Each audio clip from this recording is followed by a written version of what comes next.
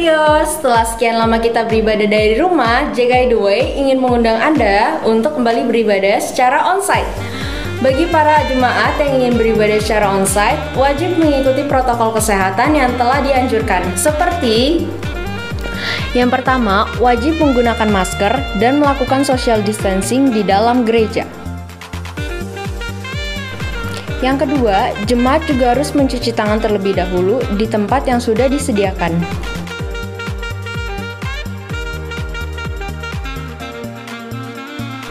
Yang ketiga, melewati penyemprotan disinfektan dan melakukan pengecekan suhu tubuh.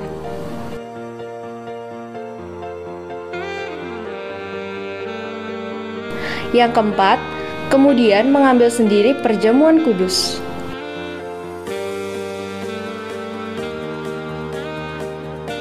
Bagi jemaat onsite, sekarang kita persembahan menggunakan QR barcode untuk mengurangi kontak fisik. Demikian info update dari kami.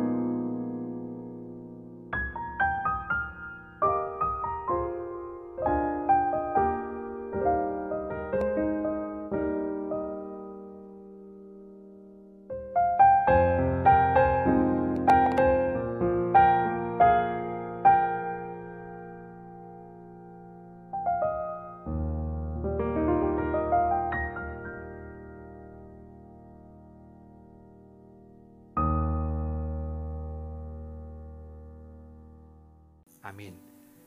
Silakan duduk kekasih Tuhan. Shalom semuanya.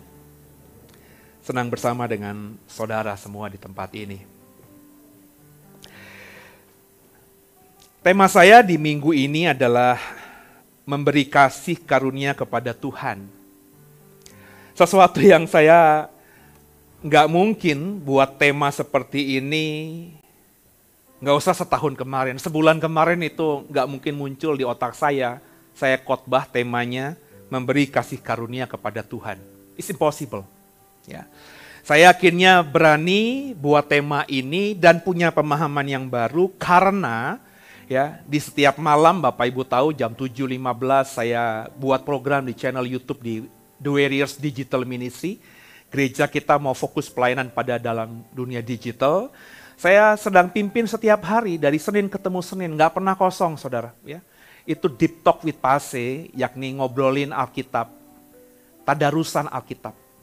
Minggu-minggu ini kita sedang masuk dalam surat 1 Petrus. Beberapa saudara kemarin yang terafiliasi dengan kami dalam grup WhatsApp keluarga besar The Way. Jadi kalau Bapak Ibu yang di gereja ini atau Bapak Ibu yang di rumah, meskipun kau bukan jemaat The Way, tapi kalau kau mau berafiliasi karena menganggap komunitas The Way ini komunitas yang sehat buat saudara, bisa menghubungi nanti nomor WhatsApp yang ada. Kalau di YouTube, di Facebook, di kolom deskripsinya ada, nanti akan muncul juga nomor WhatsApp sekretariat kami. Bapak Ibu bisa hubungi supaya nanti Bapak Ibu di-add dalam grup WhatsApp. Ya. Dan kemarin hari Sabtu saya undang semua yang ada, meskipun tidak semuanya, bahkan sepertiganya aja nggak ada yang ikut, ya, seperempatnya juga nggak ada karena yang terafiliasi udah di atas 100, tapi yang join kemarin cuma sekitar 20-an orang, saudara. Saya berkata begini bahwa Petrus itu luar biasa keren pakai bingit, saudara. Rasul Petrus. Ya. Meskipun pertinggalnya di Alkitab hanya sedikit ya.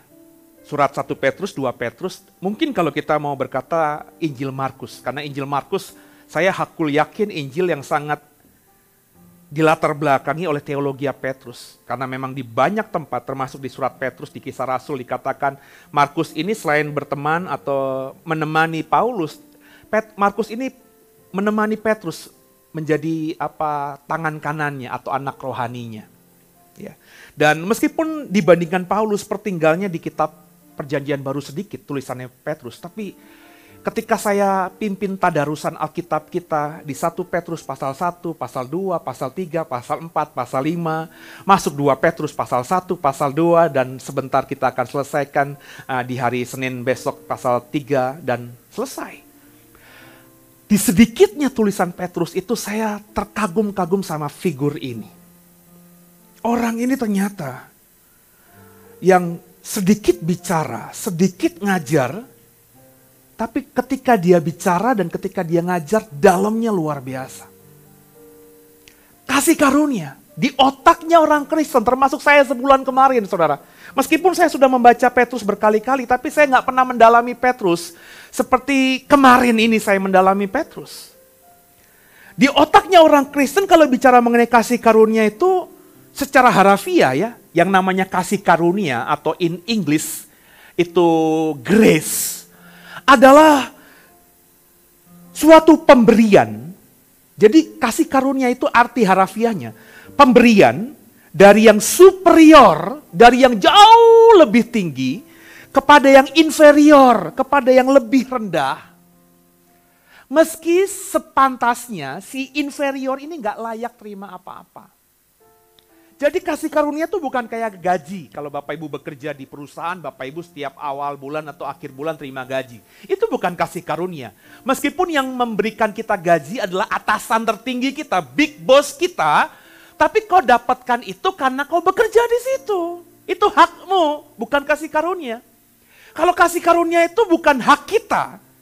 Jangankan hak kita tuh sebenarnya nggak layak terima, tapi kita diberikan. Kita mendapatkan, maka dalam terminologi ini, teologi Kristen mengatakan kasih karunia Allah kepada kita, superior itu memberikan kita inferior ini dalam bentuk apa? Pengampunan. Ketika dia tertikam di atas kayu salib, ketika dia dengan nafas yang sudah tersengal-sengal, ketika dia berkata, Elai, Elai, lema sabatani, ketika dia akhirnya bilang, tetelestai, sudah selesai dan dia mati.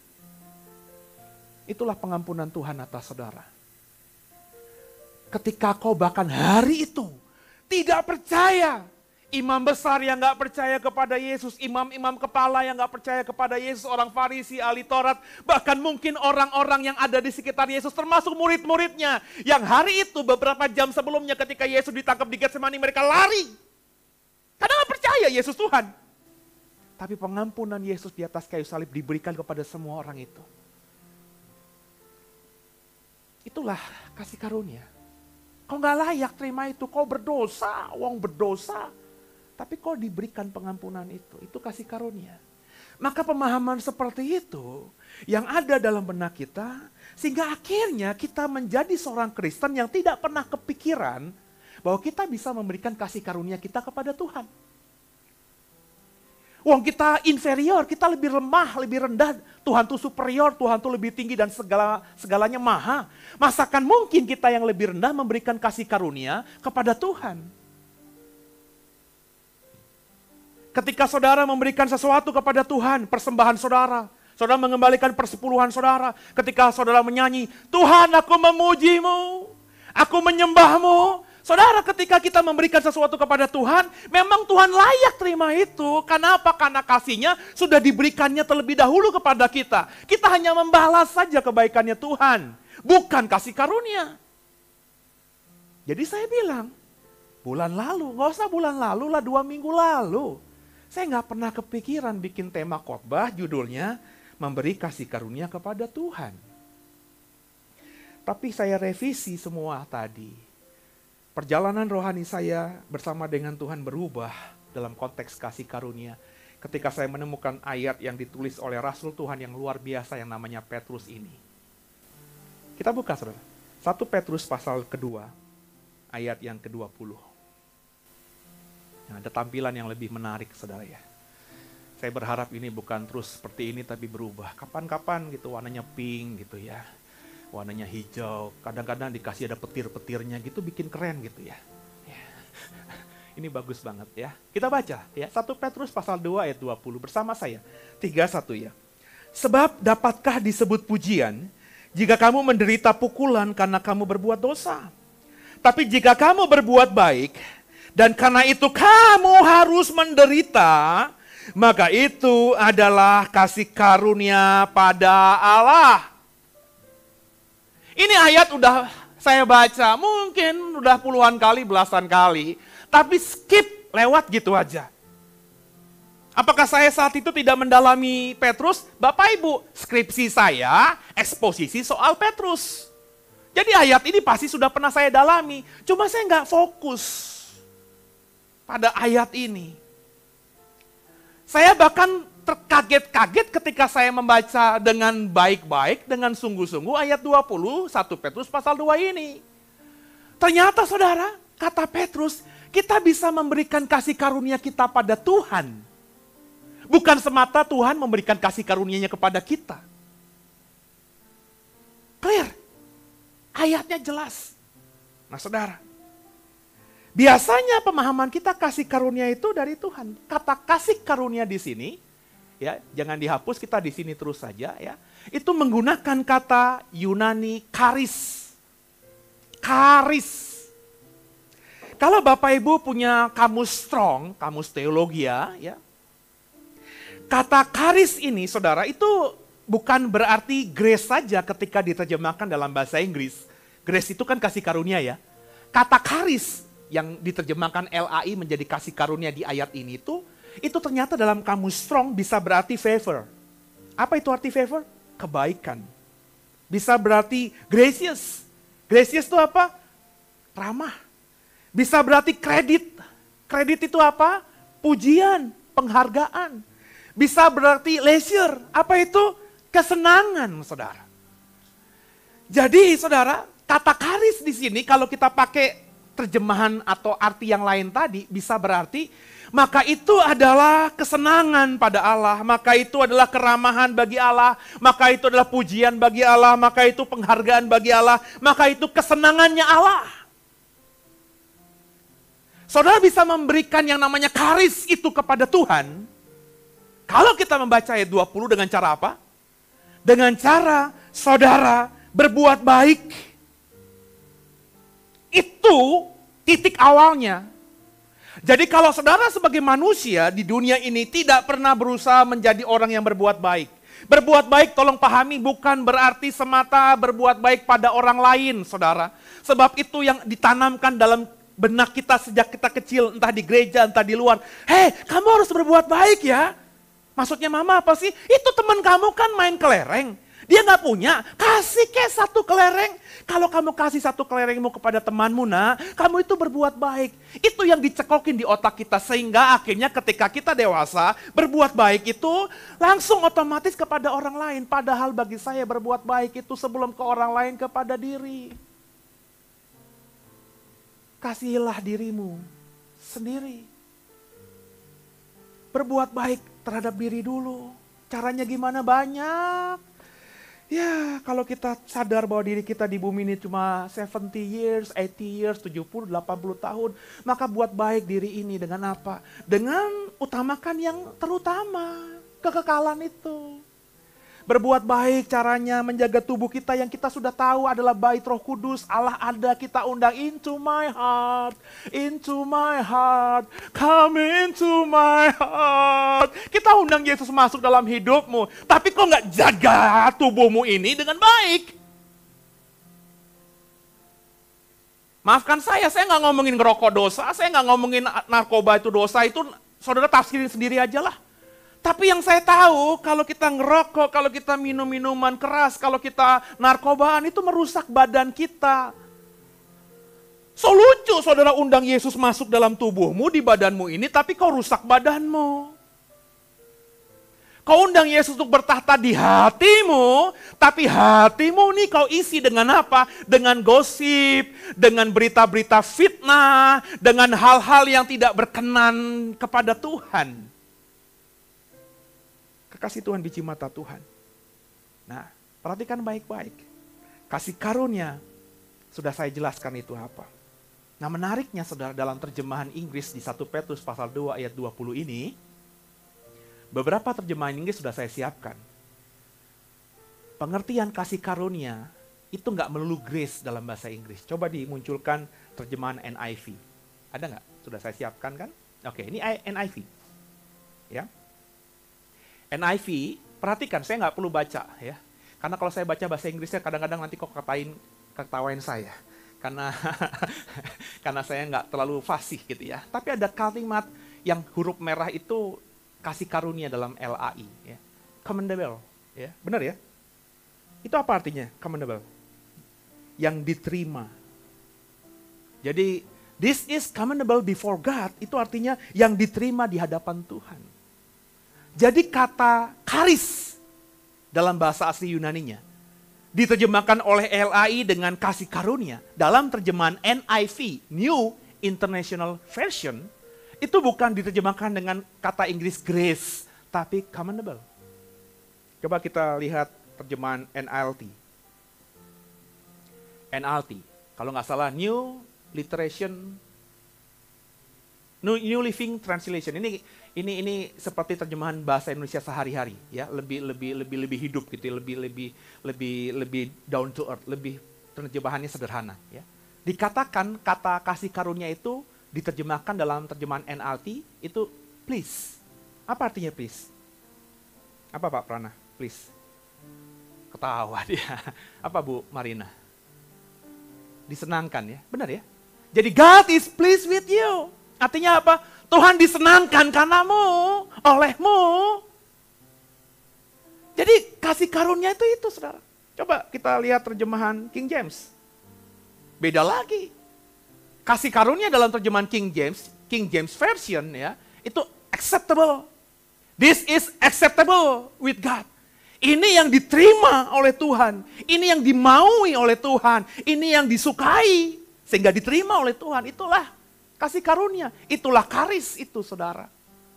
Terjemahan yang lainnya. Saya selalu pakai terjemahan ini soang. NASB. Ya.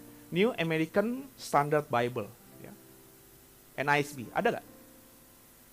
Disiapin nggak terjemahan NASB?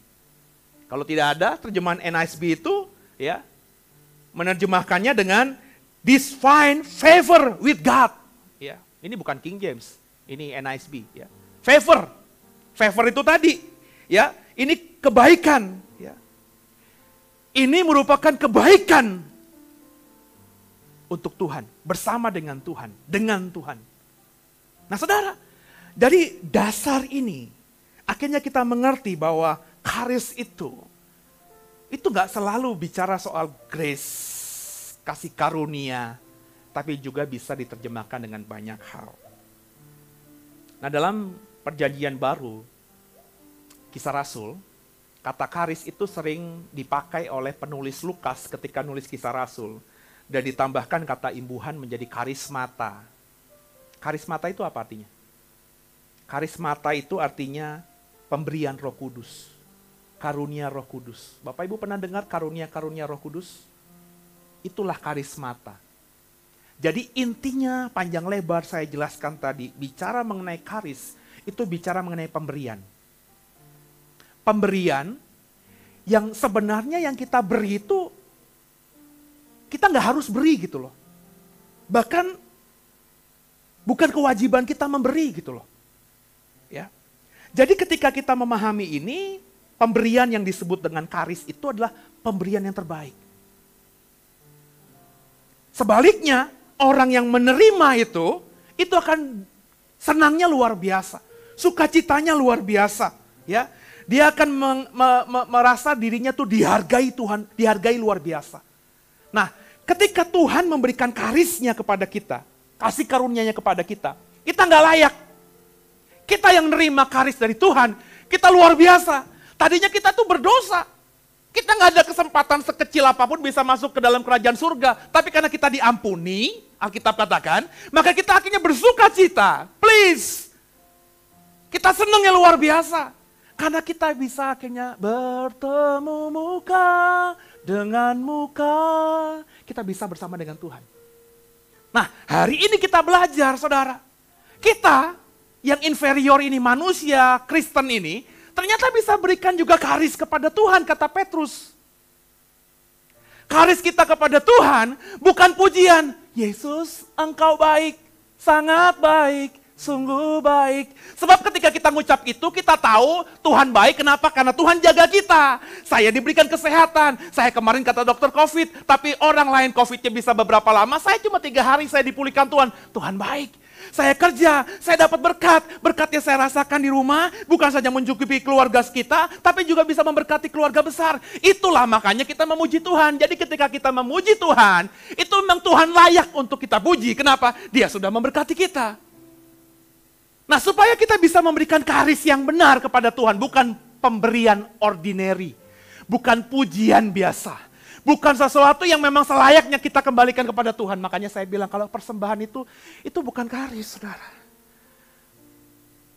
Lo kasih persembahan kepada Tuhan lewat gerejamu, ya memang sudah sewajarnya. Hukum Tuhan begitu, dan itu sudah selayaknya. Mengembalikan persepuluhan juga demikian. Nggak ada hebatnya itu. Itu udah firman Tuhan. Kalau kau kembalikan, memang itu perintah Tuhan. Itu bukan karis. Kata Petrus, kembali ke Petrus terjemahan LAI. Kalau saudara dan saya mau memberikan karis kepada Tuhan, maka saudara harus memberi yang terbaik. Caranya gimana? Jadilah orang yang berbuat baik. Tolong dengarkan saya dulu semuanya di sini. Jawab di hatimu masing-masing. Sudahkah jadi orang yang berbuat baik?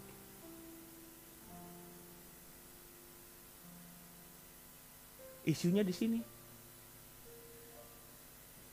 Udah belum berbuat baik? Udah belum hidup jadi orang baik? Kalau belum, selesai udah, berhenti di sini aja. Sebab kalau kita belum sampai menjadi orang yang berbuat baik, omong kosong, kau bisa kasih karismu kepada Tuhan. Kau bisa memberikan kasih karuniamu kepada Tuhan. Meskipun kita memberi kepada Tuhan, itu memang Tuhan layak. Supaya yang kita beri kepada Tuhan tuh sebenarnya Tuhan gak layak terima itu. Caranya gimana? Jadi orang baik dulu. Kemudian ketika jadi orang baik, karena kau orang baik, kau menderita karena kebaikanmu itu, kau jadi orang yang susah karena kebaikanmu itu, itulah karis kita kepada Tuhan. Jadi bahasanya Yesus tuh, dia pernah berkata, ada orang kaya datang kepada Yesus begini, Guru, aku mau ikut engkau. Apa yang harus kulakukan? Kata Yesus, jual dulu semua milikmu. Ikut aku, barulah ikut aku. Orang ini gak bisa. Karena banyak hartanya, kata Alkitab. Kemudian lagi dalam termin lain Yesus berkata demikian. Sangkal dirimu, pikul salibmu. Sangkal diri itu apa? Sangkal diri itu kita nggak jadikan diri kita tuh jadi sentral dalam hidup ini. Saya berani hakul yakin semua saudara nih hidup nih fokusnya ke diri. Mimpi gue ini, cita-cita gue ini, gue mau ngelakuin ini, gue harus lakukan ini. Gue harus kejar ini supaya gue bisa ini. Gue, saya, aku. Sangkal diri itu nggak lagi diri. Pikul salib. Nah ini pikul salib nih bahasa di 1 Petrus 2 ayat 20 ini. Apa sih pikul salib? Yesus pikul salib buat kita. Dia menderita bagi kita. Supaya kita gak perlu pikul salib. Ya kan? Jadi pikul salib itu artinya rela menderita asalkan orang lain bahagia. Nah kekasih Tuhan biji mata Tuhan. Pertanyaan saya sama saudara. Sudahkah saudara sampai di titik ini? Sudah hidup menderita karena Yesus. Sudah Pak. Long time ago, berkali-kali saya dengar kesaksian orang. Saya sudah menderita bagi Yesus Pak. Long time ago, ya. Di awal-awal pertobatan saya di usia 27, 28, saya ketemu orang yang kalau dikasih kesempatan dia bersaksi, kalau dikasih kesempatan dia berkhotbah, kalau dikasih kesempatan dia pokok mimbar untuk dia berdiri ngomong tentang Alkitab yang dia pahami, dia selalu mengatakan, saya ini sudah menderita bagi Yesus. Bapak Ibu tahu tidak saya di masa lalu saya ini, saya berantakan, saya habis-habisan. Saya seperti Ayub. Saya, saudara, mungkin saudara pernah dengar cerita ini dari saya. Saya ketika dengar dia ngomong ini, saya nggak tahu masa lalunya, tapi saya yakin ini hiperbola kesaksian palsu. Bapak Ibu sudah saya berkali-kali bilang, Ayub menderita kenapa? Ayub menderita bukan karena kebodohan dia. Ayub menderita bukan karena kesalahan dia. Ayub menderita memang Tuhan izinkan penderitaan itu terjadi atas dirinya. Ayub mungkin kalau ngomongin kesalahan yang paling utama yakni tidak menegur anaknya yang pesta pora. Cuma itu. Tapi bagi saya saudara, sebagai orang kaya dan anak orang kaya, menikmati kekayaan orang tuanya kan ya wajar saja dong. Ya seperti hari-hari ini, zaman dulu kan belum ada naik klub, benar ya? Zaman dulu belum ada handphone mahal, benar ya? Anak orang kaya bisa merasakan kekayaan milik bapaknya ya caranya ngundang teman-temannya. Budak, potong kambing ya, aku mau bikin pesta, kan begitu. Kalau hari ini tentu saudara nggak bikin orang kaya-kaya manapun nggak mungkin pesta bukan buat pesta tiap hari di rumahnya ya. Tapi gaya hidup. Ya. Buka Tokopedia, Shopee, wih baju baru nih, wih ada handphone baru nih, wih ada makeup baru. Makeupnya, aduh sampai kayak kadang-kadang saya heran, perempuan tuh punya lipstik lebih dari belasan loh.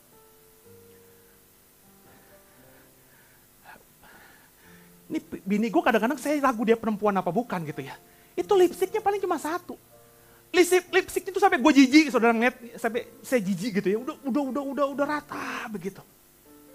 Terus saya berusaha menyerap, iya juga ya. Lipstik itu kan nggak habisnya lama, kecuali lo pakai lipstik gini nih. Nah, dimakan, dikeremus, habis cepet.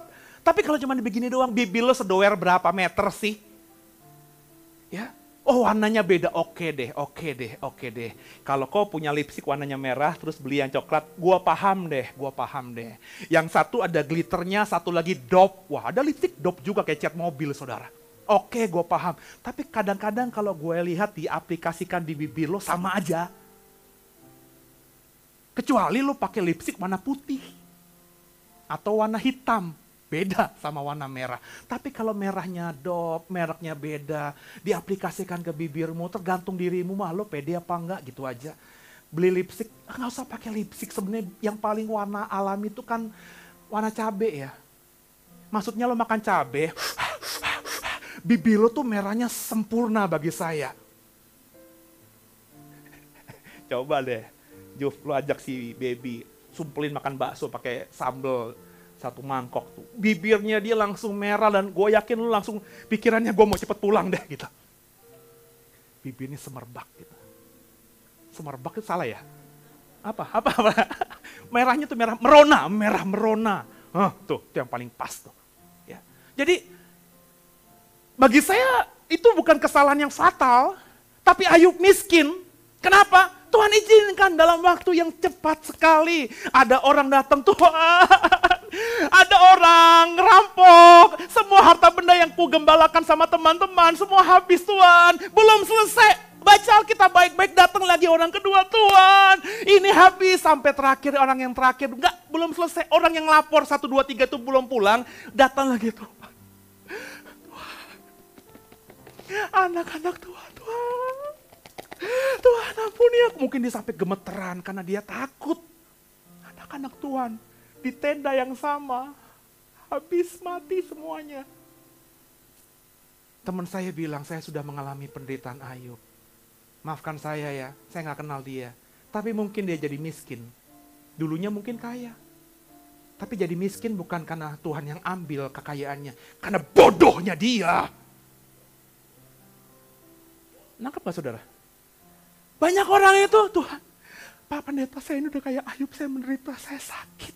Lu sakit hari ini, bukan karena Tuhan izinkan sakit hari ini ada dalam dirimu, tapi karena kau tidak jaga badanmu.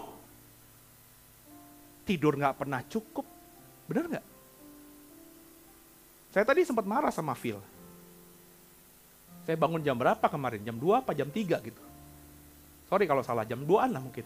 Phil masih di komputer di depan. Saya lihat layar komputernya, bukan nonton YouTube. Lagi ngedit. Tapi karena sudah pagi, sudah malam, saya langsung masuk kamar. Tadi saya tegur di mobil.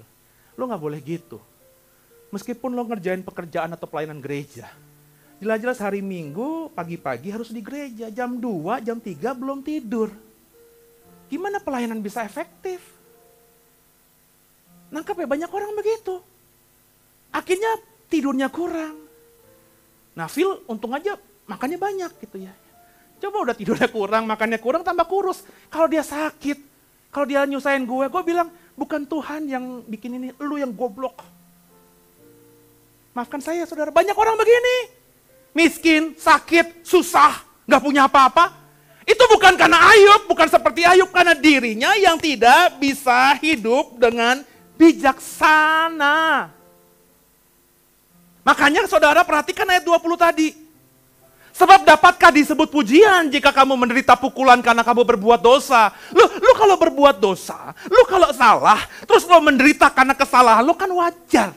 Lu korupsi, terus ketangkep KPK, masuk ke penjara, anak istrimu hidup susah, kan wajar. Nggak bisa kemudian kita bersaksi, saudara. Saya ditangkap KPK, saya masuk ke Cipinang, karena Tuhan izinkan saya. Aduh ini jahat banget orang yang bersaksi begini nih. Dan maafkan saya, tapi orang Kristen senengnya model begitu. Sehingga panggung-panggung gereja, mimbar-mimbar gereja sering dipakai untuk bersaksi palsu. Saya dulu punya pekerjaan bagus, karir saya tertinggi di perusahaan saya, Pak. Tapi saya akhirnya dipecat, di PHK. Ya, saya nggak punya apa-apa. Di umur saya yang sekarang ini untuk cari kerjaan susah. Seolah-olah benar, tapi tidak diceritakan kenapa dia di PHK. Itu nggak pernah tersampaikan di mimbar. Sehingga orang tahunya dia memang tidak salah, terus di PHK begitu saja, kemudian dia jadi susah. Padahal kalau ditanya, diselidiki sama orang yang tahu, ya di PHK lah Pak, orang dia korupsi. Ya di PHK lah Pak, orang gak taat sama pimpinannya. Ya di PHK loh Pak, orang gak pernah masuk kerja dengan bagus. Ya di PHK lah Pak, orang ada target, gak pernah memenuhi target selama hampir 2 tahun. Padahal dia punya jabatan bagus. Ya kalau di PHK wajar lah Pak. Lah itu gak disampaikan. Kasih Tuhan biji mata Tuhan. Jadi hari ini siapa yang kena pukulan? Siapa lagi susah? Rumah tangganya lagi berantakan. Divonis dokter ada sakit, ada penyakit. Bisnisnya gak running well. Anak-anakmu berantakan semuanya. Dengarkan saya, berkali-kali saya ngomong di mimbar ini. Kuncinya apa? Jujur. Gak usah jujur sama saya, gak usah jujur sama pendetamu. Jujur aja sama diri sendiri. Masakan jujur sama diri aja kok gak bisa sih. Makanya saya selalu pakai bahasa ngaca. Oh, ngaca. Kekasih Tuhan, biji mata Tuhan. Ngaca, lihat dirimu di kacamu itu. Terus lihat pandang dirimu itu. Ngomong sama muka yang terpancar di wajah, di kaca itu, yang memantulkan wajahmu itu.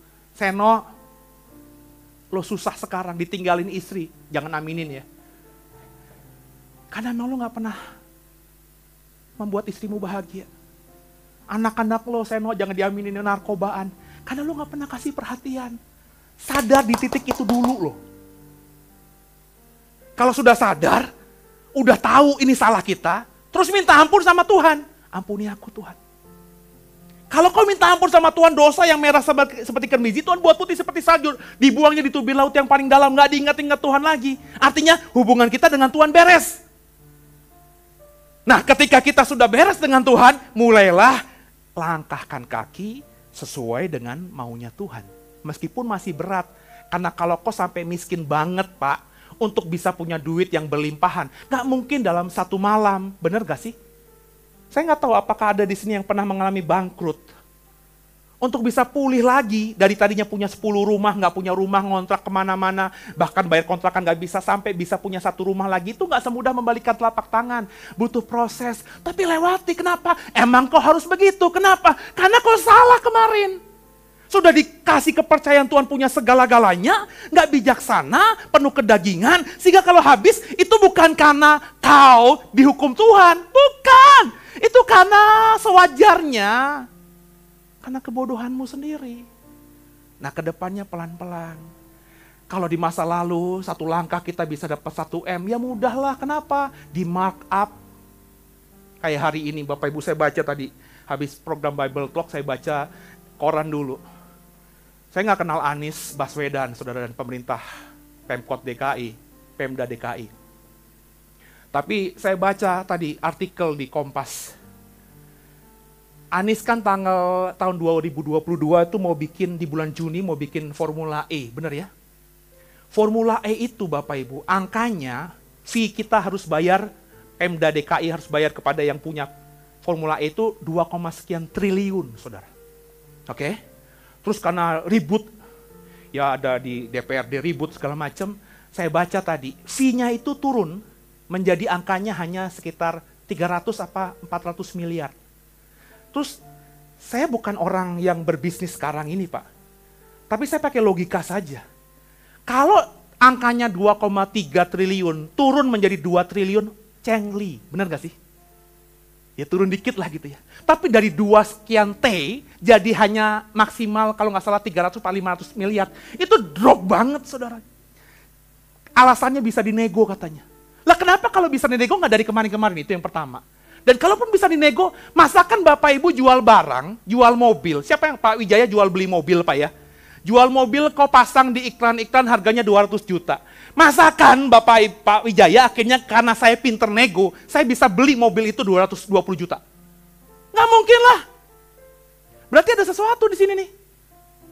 Makanya kalau ini KPK tahu ini dia diem aja, KPK patut nggak usah kita percayain lagi. Kalau kepolisian juga diem aja, patut nggak usah diapa-apain. Pasti ada yang bermain di sini. Nah, dulu kita sebelum kita tahu hidup baik, berbuat dosa kayak gitu gampang aja.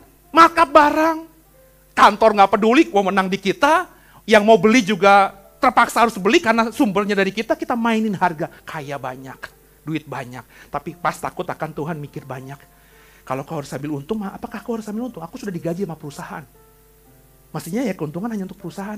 Aku nggak dapat apa-apa. Mulai hidup benar. Cuma dapat dari gaji doang. Kemarin dapat gaji dari mainan ceperan banyak. Sekarang dari gaji doang. Susah dong. Biasanya bawa pulang 10 juta, sekarang hanya bawa UMR 3 juta. Susah dong. Tadinya bisa beliin anak susu, berikut dengan yang lain perintil-perintilannya, sekarang hanya bisa beliin anak susu. Ya wajar dong. Kalau kau seperti ini, maka kau Alkitab katakan menggenapi 1 Petrus 2 ayat 20 ini. Kau berbuat baik, dan karena itu kamu harus menderita. Maka itu, Tuhan gak layak sebenarnya. Tapi kita memberikan karis kita kepada Tuhan. Itulah wujud karis yang harus kau kerjakan untuk Tuhan. Pertanyaan saya, hari ini di mana posisimu? Jadi muka-mukanya muka-muka penderitaan semuanya. Ada yang susah, ada yang lemes, letih lesu, berbeban berat, berbadan berat maksudnya.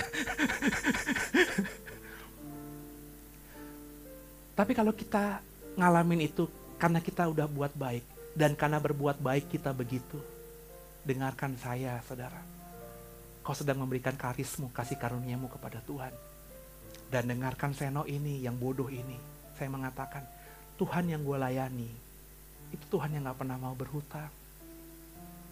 Kalau kau bilang, Tuhan makasih ya atas berkat makan yang kuterima di meja makanku ini. Udah sewajarnya dong kau mengucap syukur sama Tuhan begitu. Tapi kita sudah lakukan itu, terus kita hidup baik, hidup benar. Terus gara-gara hidup mau seperti Yesus kita menderita. Kita harus pikul salib. Kita dianiaya, kita dibully, kita difitnah. Hidup kita jadi susah. Dan kita terus berkata, thank you Tuhan. Aku bersyukur atas segalanya. Ini nih yang mahal nih. Mahal saudara. Kalau Tuhan lihat itu, gue berani pastikan Tuhan tuh nangis. Bukan karena sedih, tapi karena bangganya. Gila, ini anakku yang satu ini. Dia ngelakuin persis apa yang pernah gue lakuin 2000 tahun yang lalu buat umat manusia. Dan Tuhan tahu, saya tahu Tuhan tuh gak pernah berhutang. Maka orang yang begini akhirnya hidupnya pelan-pelan akan dipulihkan Tuhan. 1000 orang meninggalkan dia, Tuhan kasih 1 orang yang baik. Akan terjadi. Kekasih Tuhan, biji mata Tuhan. Konteksnya apa? Coba kita lihat ayat 21 sampai ayat 24-nya.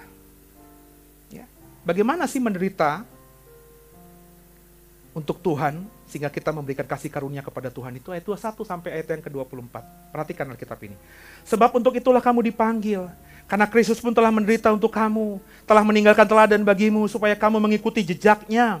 Ia, ayat 22, ia tidak berbuat dosa, dan tipu daya tidak ada dalam mulutnya. Ketika ia dicaci maki, ia tidak membalas dengan mencaci maki. Ketika ia menderita, ia tidak mengancam, tetapi ia menyerahkannya kepada Dia yang menghakimi dengan adil. Ia sendiri telah memikul dosa kita dalam tubuhnya di kayu salib, supaya kita yang telah mati terhadap dosa hidup untuk kebenaran. Oleh bilur-bilurnya kamu telah sembuh. Saudara, menderita bagi Yesus, sehingga apa yang disebutkan itu memberikan kepada Yesus kasih karunia kita padanya, itu jika kita berbuat baik apa saja. Dan karena perbuatan baik kita itu, kita hidup jadi susah. Saudara gak mau ikutin korup, karena di lingkunganmu tuh korup. Beli pensil aja dikorup, beli pulpen dikorup, beli tisu dikorup. Dan maafkan saya ya, saya bukan setahun 2 tahun berorganisasi di gereja. Saya sudah hampir seumur hidup saya ada dalam lingkungan gereja. Saya pernah melihat dengan kasat mata, ada orang bisa bahkan mark up barang yang harus dibeli gereja. Ini hari-hari ini saudara. Ini sinode kita JKI belum kasih surat pemberitahuan apapun soal lagu-lagu rohani yang bisa kita pakai di ibadah. Tapi karena saya punya dimasukin dalam grup WhatsApp dari banyak pendeta, ada beberapa sinode sudah bikin arahan kepada jemaat gereja lokalnya bahwa diusahakan untuk kalau memakai lagu pujian penyembahan orang lain, pencipta lagu rohani, itu harus menuliskan nama penciptanya dan judul lagunya. Makanya tadi mulai hari ini saya sudah perintahkan untuk munculkan itu. Nah ketika ini terjadi, banyak teman-teman saya itu di grup WhatsApp, pendeta-pendeta, saya ngomongin pendeta bukan kaum awam. Masakan lagu untuk Tuhan harus diminta royaltinya. Kalau saudara gimana? Gimana Pak Andi? Layak gak? Kalau saya bikin lagu rohaninya ngetop gitu ya. Walau 1000 rebah diisi, itu kan ngetop banget. Nenek kakek semuanya tahu lagu itu. Terus saya minta royalti sama gereja-gereja yang nyanyiin lagu itu. Pantas gak? Nggak pantas, kata Pak Andi nggak pantas. Kalau bagi saya mah, sewajarnya pantas aja. Karena di sekuler juga begitu kan. Makanya saya bilang sama tim, kita nggak usah ributin deh, sampai belum ada keputusan yang konkret, kita ikutin aja deh. Daripada kita terjebak dengan salah dan benar. Wacananya sudah luas. Saya yakin semua pemimpin sinode sudah tahu itu semuanya. Jadi kalau kita mau ibadah, lagu yang kita pakai, makanya di Deep Talk with Pase, di Tadarusan Alkitab nggak ada lagi lagu-lagu itu, ya. Saya langsung ngomong aja, ya. Jadi kalau saudara kok nggak ada lagu pujiannya lagi, nggak ada penyembahan lagi, karena masalah itu lagi viral di WhatsApp grup pendeta. Jadi muncul kan pakai judul lagu dan pengarangnya. Tapi hari Senin kalau Bapak Ibu nanti nonton ini, ya, karena hari Minggu ini nggak bisa ibadah, terus baru nontonnya hari Senin atau hari Selasa, saudara kaget loh, kok ibadah Minggu nggak ada pujian penyembahannya, kok nggak ada lagu-lagunya? Nah ini karena ini.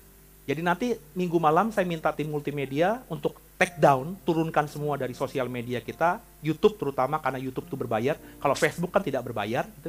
Jadi saya tidak ada beban apa-apa. Kalau YouTube itu kan kalau kita dapat iklan kan ada bayaran, meskipun nggak kelihatan juga, tapi kan ada iklannya gitu. Saya nggak mau salah di situ, take down. Nanti yang dimunculkan hanya khotbah ini saja. Jadi kalau Bapak Ibu mau mengikuti ada pujian penyembahannya, ikuti hari Minggu. Nah, saudara, yang saya mau katakan di sini bahwa banyak orang itu susah untuk bisa hidup baik. Karena lingkungannya juga jahat semuanya. Ya. Bapak Ibu, saya mau ngomong money game nih. Sekarang saya ngomong nih soalnya bukan pengkhotbah, saya ngomong sebagai seorang gembala. Money game. Ini orang tahu money game. Orang tahu misalnya sistem piramid Ponzi. Ini semuanya nggak ngerti ya? Oh, ini orang-orang yang hidup bisnisnya lempeng semuanya ya. Ada yang tahu nggak sistem piramid, sistem Ponzi? Ya, ini banyak orang tuh kalau emang wawasannya agak luas dikit, itu pasti tahu ini pasti salah. Tapi modifikasi hari-hari ini terus ada loh. Bener nggak?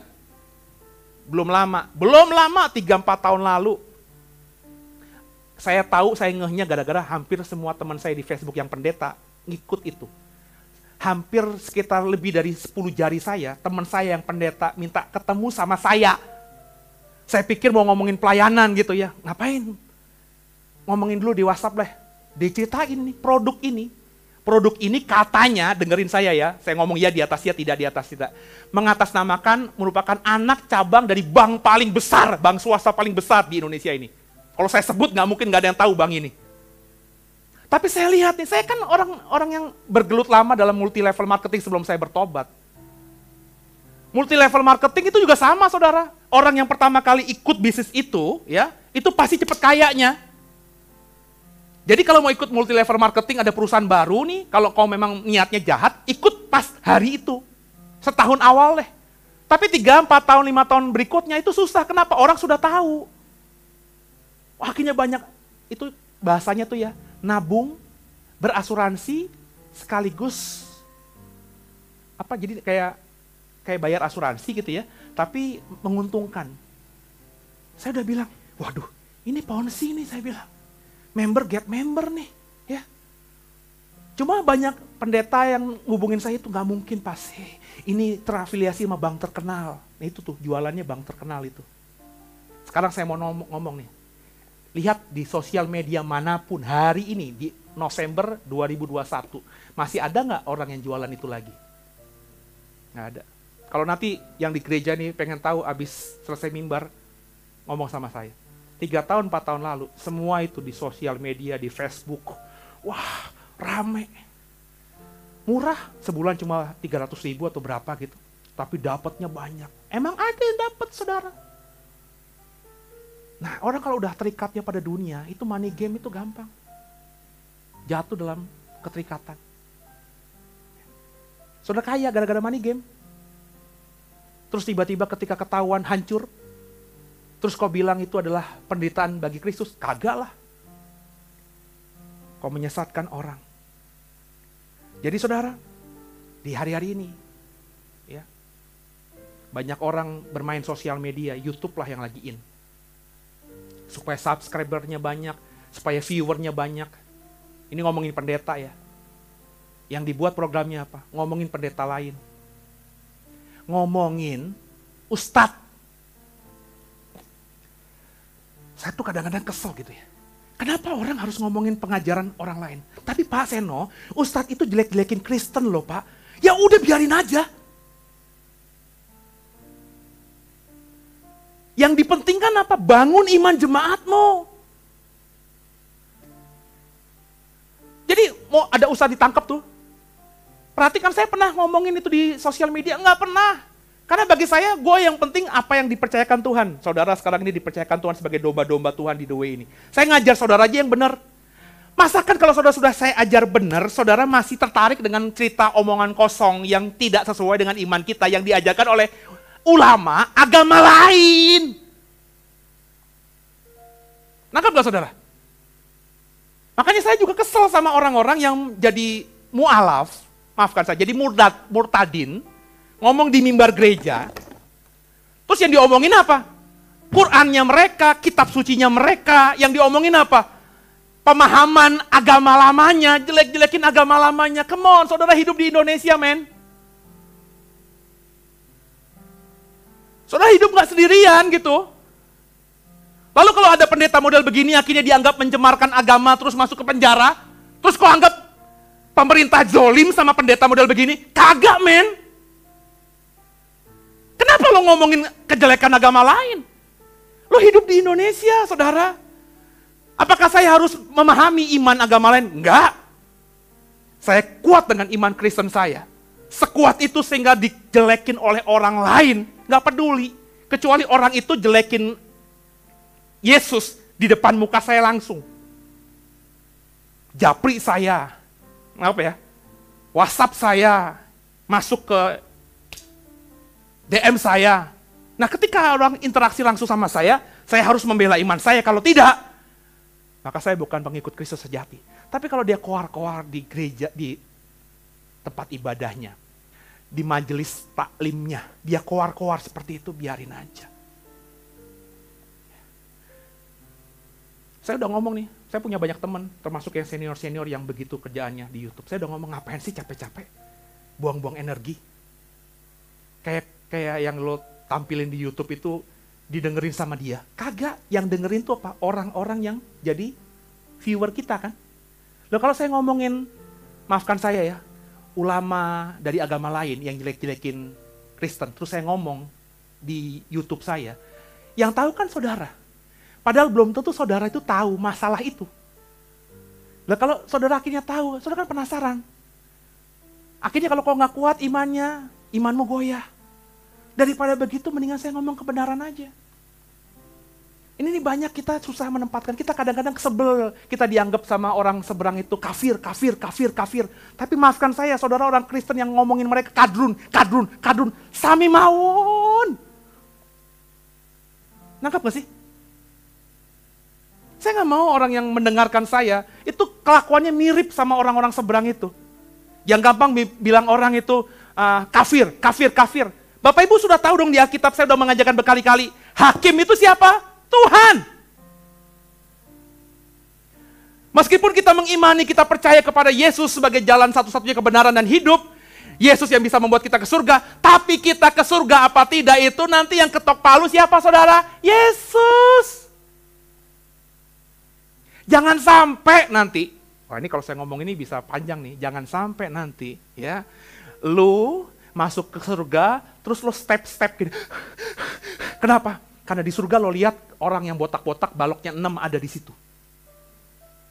Sorry ya, jangan sampai lo step nanti, ternyata lo lihat di surga ada orang yang penampilannya kayak syek itu, ada di surga. Lo bilang, gak mungkin Pak, impossible Pak. Lo pernah ke surga apa enggak? Impossible Pak. Loh, kok impossible sih? Bagi Tuhan, tak ada yang mustahil. Sekarang kok agamanya apa? Kristen, ya hidupi aja Kristenmu ini. Dalami sungguh. Kalau kau yakin ini terang Tuhan, jalan Tuhan, imani sungguh. Yang lain punya agama lain ya biarin. Kalau mereka ke neraka ya udah. Kalau mau ke surga ya udah. Ngapain kita ributin? Ini saya ngomong ini, saudara siap gak sih ngomong ini? Karena besok-besok kalau siap saya akan ngomong begini terus nih. Jangan sampai ntar lo step-step begini, gitu ya. Karena lo punya pikiran yang picik sekali. Bahwa orang yang ke surga itu hanya orang beragama Kristen. Ayatnya mana?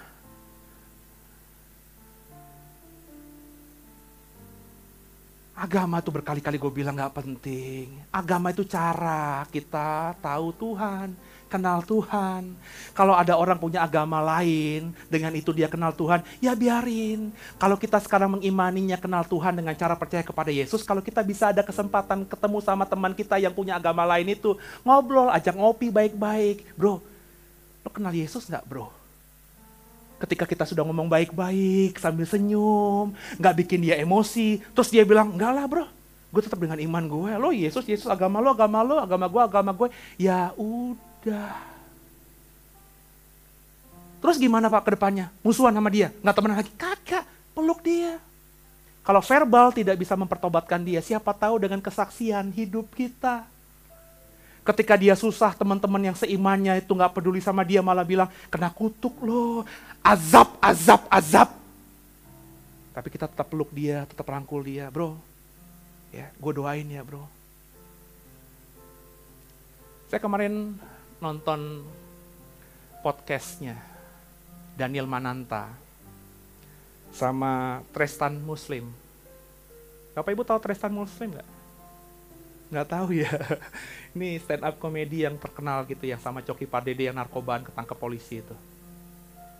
Tristan Muslim itu orang Islam asli Madura. Dia hidup di pesantren. Cari di podcastnya Daniel Mananta. Ya. Dia diajarkan bahwa orang Kristen tuh kafir, orang Kristen tuh bahkan darahnya halal sejak dia kecil karena dia diajarkan begitu budayanya. Sehingga dia tumbuh ketika di Madura menjadi orang yang benar-benar kalau ketemu lihat orang Cina, ih haram, najis. Ketemu orang Kristen, ih najis. Dan karena di Madura memang mayoritas Islam, it's okay. Kemudian dia kuliah kan, keluar dari Madura, ke Surabaya. Ada suatu waktu dia ketemu sama satu kos orang Kristen. Tadinya dia bilang gimana gitu, nggak mau deket. Terus karena satu kos sering pertemanannya, inner circle-nya, ya sering ketemu. Dan dia mulai bisa menghargai kekristenan. Kenapa? Karena dia lihat temennya yang Kristen ini bukan alim banget. Sama namanya anak muda, mana ada sih yang alim-alim banget ya. Cuma kalau dia makan tuh dia doa. Si Tristan Pursim ini bersaksi sama Daniel. Gue nanya sama teman gue itu, lu doa makan lama banget sih? Ya, ngapain sih setiap makan doa? Ya gue kan kalau makan bersyukur sama Tuhan. Tapi kenapa banget lama? Ya gue doain lo juga bro. Bang. Tristan Muslim denger, gue kaget. Ternyata orang Kristen temen gue ini doa lama, bukan cuma doa buat makanan dia doang, tapi doain buat gue. Apakah si Tristan Muslim langsung, wah, I believe in you Jesus gitu? Enggak, sampai sekarang masih Muslim. Tapi paling tidak, pemikiran dia sudah berubah, saudara. Saya kepengen orang Kristen tuh kayak gitu. Kalau orang Kristen sama aja kayak mereka, menganggap orang lain yang beragama lain itu jahat, masuk neraka. Apa bedanya kita dengan dia? Dengan si Habib itu yang ditangkap polisi, apa bedanya? Sama aja, cuma beda kostum. Satu putih-putih, satunya hitam, pakai ada putih-putihnya di sini. Saya gak kepengen orang Kristen di the way ini seperti itu. Kekasih Tuhan, biji mata Tuhan. Bahkan kalau kita baca ayat 18, ayat 19, ayat terakhir coba kita buka. Wah ini berat banget ini saudara. Coba baca ya, 31 ya. Hai kamu, hamba-hamba, tunduklah dengan penuh ketakutan kepada Tuhanmu. Bukan saja kepada yang baik dan peramah, tapi juga kepada yang bengis. Sebab adalah kasih karunia jika seorang kena sadar akan kehendak Allah menanggung penderitaan yang tidak harus ia tanggung. Nah, gimana nih? Pak Jove, lo punya komandan yang bengis, gak takut akan Tuhan. Izin komandan mau ke gereja hari Minggu. Kagak bisa, apel. Komandan ini kayaknya gak usah diterusin ya. Soalnya kayaknya nih gak sesuai dengan ini nih, aturan. Karena mungkin komandan lo entah dibayar, entah apa. Jalankan terus. Lo gimana Pak? Saya gak mau. Ya lo dipecat lah Pak. Ya kan gitu kan? Lo berada dalam satu kesatuan, dalam organisasi yang harus tunduk sama atasan. Hormatilah Tuhan. Hormatilah pimpinanmu seperti kau menghormati Tuhan.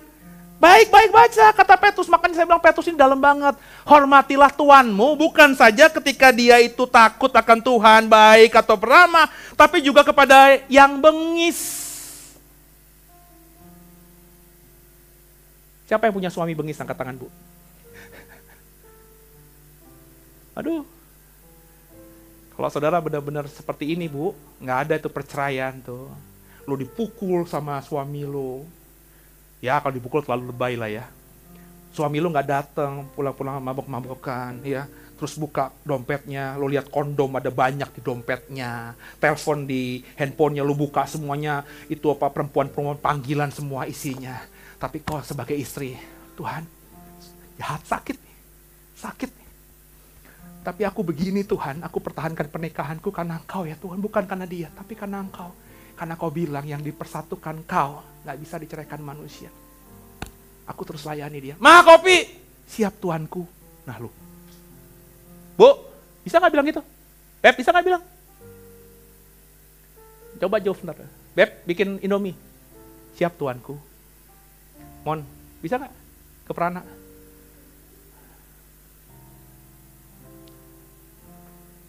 Bro Li, ini gue ngomong sama perempuan-perempuan yang dari tampilan luarnya kayaknya lebih aktif gitu.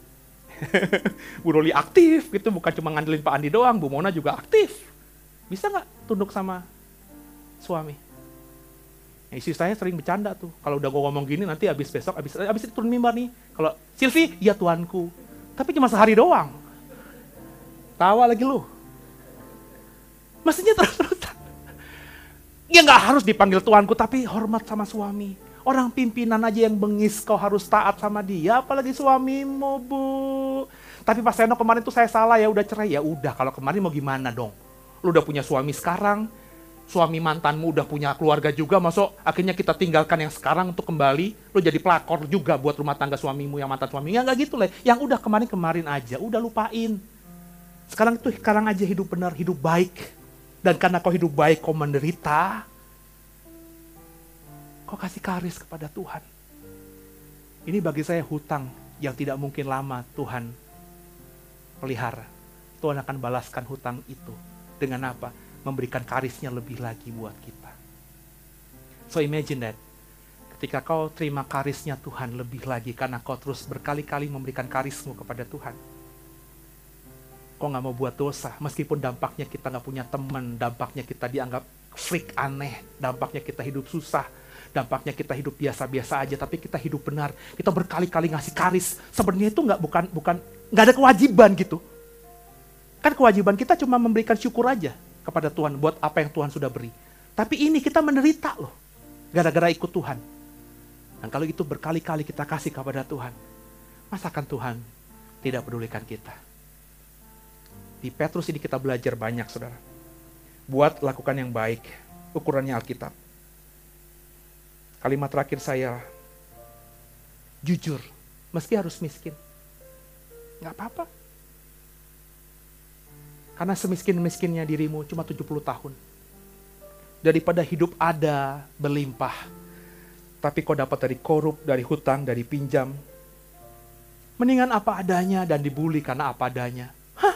Masa orang udah kerja bertahun-tahun rumah aja gak punya? Bukannya gak bisa beli rumah. Tapi duit yang kau dapat, kau masih punya tanggungan orang tua, mertua, adik-adik kecil, ipar-iparmu yang belum mentas, belum punya penghasilan, sehingga karena itu kau bagi mereka satu persatu, sehingga gaji sebesar apapun gak bisa buat kau beli rumah. Lebih baik dibully. Masa udah kerja, lu kan pimpinan gue tapi gak punya rumah, gak apa-apa. Daripada kau dianggap orang punya segala-galanya, tapi itu bedak dan topeng. Kau punya rumah karena cicilan yang susah, kau bayar tiap bulan untuk bunganya saja. Kau punya baju yang branded, itu hasil kredit, kartu gesek, yang nanti hari-hari ke depan memberatkanmu untuk bayar hutang dan bunganya. Belum lama saya bikin status di WhatsApp grup. Ya, saya suka nonton podcast. Ada podcast Deddy Corbuzier itu. Orang kaya, kalau berhutang, itu hutangnya untuk memperbesar bisnisnya yang sudah maju. Dia punya bisnis sudah maju, dia dapat untung setiap bulannya 1 miliar, dia kepengen punya bisnis yang lebih besar supaya punya banyak pegawai yang bisa dia berkati. Mau nggak mau, portofolio bisnis yang besar itu diajukan ke bank untuk minjam uang. Dia dapat cair, dia bisa mengembangkan bisnisnya. Itu orang yang bijak.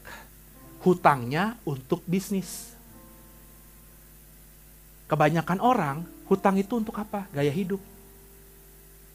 Makan di restoran yang keren, gesek. Beli baju branded, gesek. Udah berapa? Oh masih 15 juta, tenang. Platform gue 100 juta, gesek, gesek, gesek. Dia bayar itu dari apa? Dari gajinya. Ini orang yang kata podcast itu, kata ahlinya bilang, kebanyakan orang itu hutang untuk gaya hidup.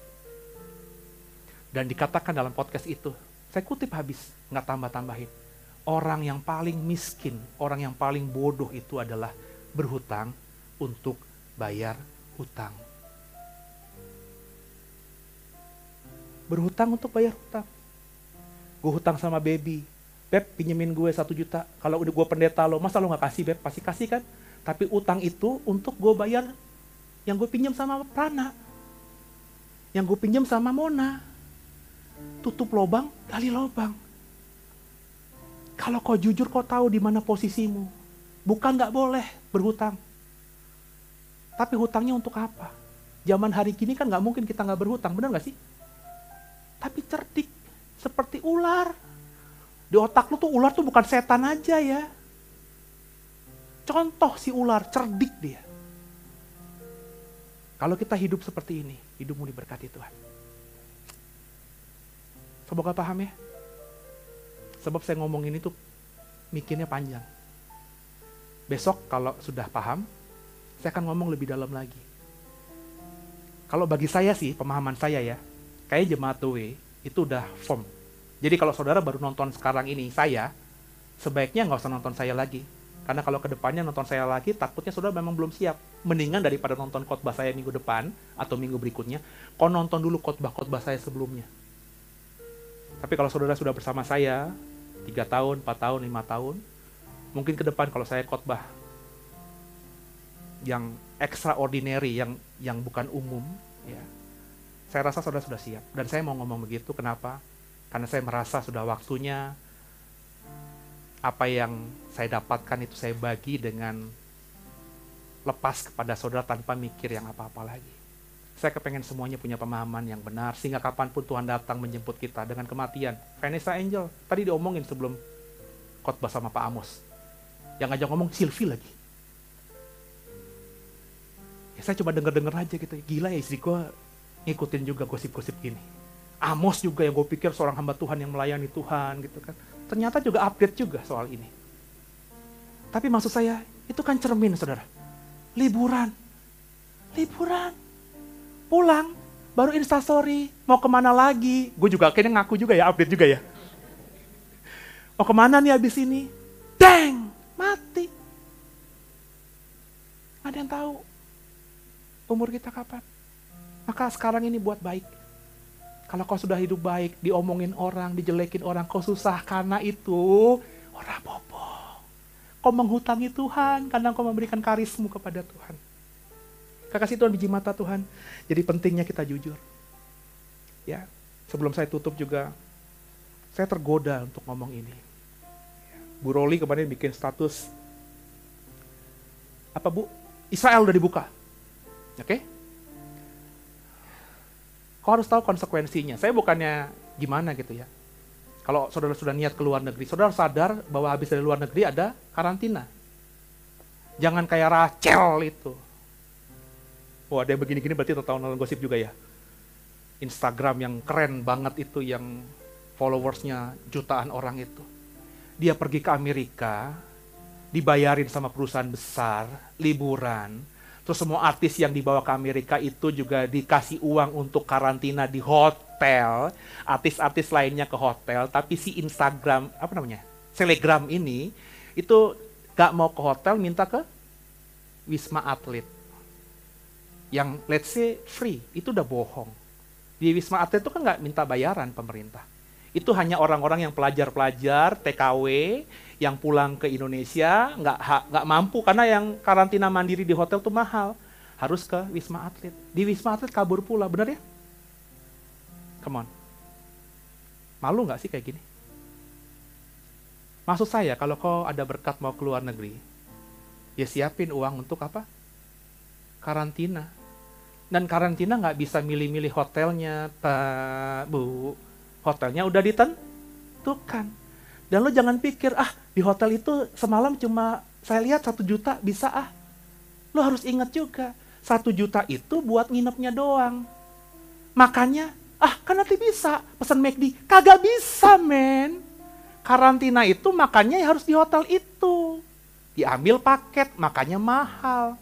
Jadi kalau kau nggak siap untuk karantina pribadi sampai protokol ini dihapuskan oleh pemerintah, mikir panjang kalau ke luar negeri.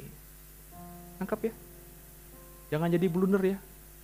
Pak Andi saya nggak mau lo nanti lo tiba-tiba. Ya. Pak Andi masuk koran. Pak Andi Simanjuntak kabur dari Wisma Atlet. Gue pikir Pak Andi mah harus ke hotel lah. Berarti kalau ke Wisma Atlet dia udah ngebohongin orang. Ya, saya kepengen juga liburan. Tapi mikir-mikir kalau karantina saya sendiri jadi hotel udah berapa? 5 hari ya paling nggak ya? Sama istri? Sama anak? Jangan-jangan biaya karantinanya lebih mahal daripada biaya liburan ke luar negerinya. Itu yang maksud saya. Pintar-pintar, bijaksana. Semoga ngerti isi saya ya. Isi hati saya. Tuhan Yesus memberkati. Tundukkan kepala kita doa. Ya Bapak Ibu.